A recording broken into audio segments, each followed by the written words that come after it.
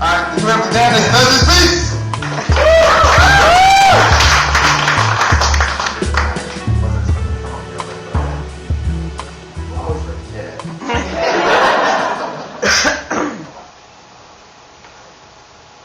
I pray this letter never has to reach you.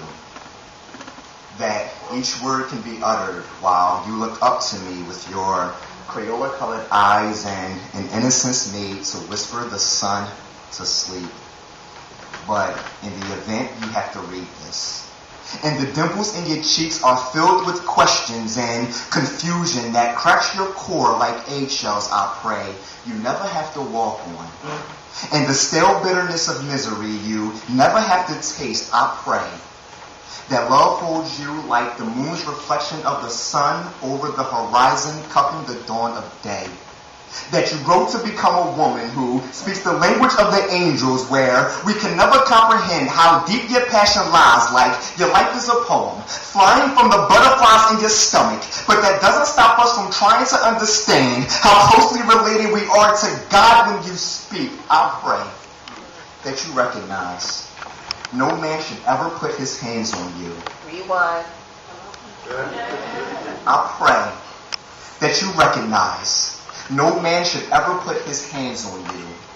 And the only one...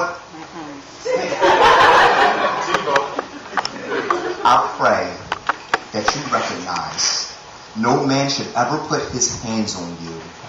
And the only one you should ever bow down to already knows how to touch your heart. Even if a man rips the soul out the beating sounds of your chest and expands your lungs with words never said like, I love you. Paint your beauty in a mural that is the abstract version of what heaven feels like inside of someone. Because a knight in shining armor only comes for a princess. I pray for your strength with cast iron words, plating the spine in your back that it's your breath used to lift and inspire.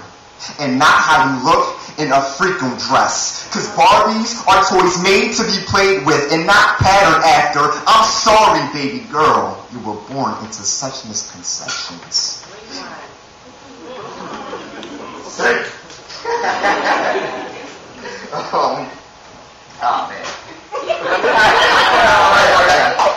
I'm sorry, baby girl, you were born into such misconceptions. And at any time you think the world is against you and feel like quitting, don't let the villain inside you reject the superhero right beside you. They do exist. And when reality seems inconsistent, don't be afraid to exit into the limitless ideas of imagination where you can stitch creativity and weave together stories of bravery based on the same souls used to walk over holes of hatred. I pray for you, little girl, wherever your feet takes you. Tattoo faith on your heels, walk with your head high and realize God doesn't have a distance. He will find you. Just don't believe your lifeline has an expiration date like sour milk. There's no need to cry over spilled dreams when you can just go to sleep and create a new one. My unborn daughter. Why?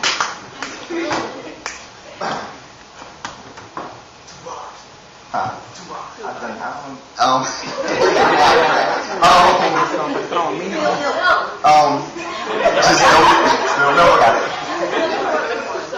Just don't believe your lifeline has an expiration date like sour milk.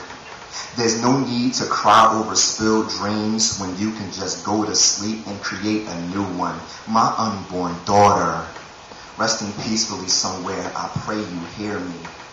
Laying in the serenity of time's womb, I pray our cord is never cut like a miscarried baby whose time breathing ended too soon. I pray you love like resurrection with the confidence of Armageddon's fury.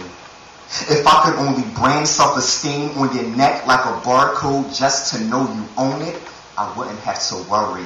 So lyric, I pray for you that if you do choose to expose your soul through poetry, don't let the same hand used to write with turn against you and become your worst enemy.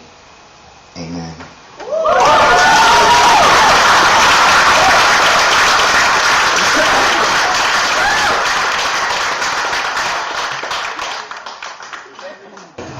What influences me to write, to perform? Pretty much kind of just a release.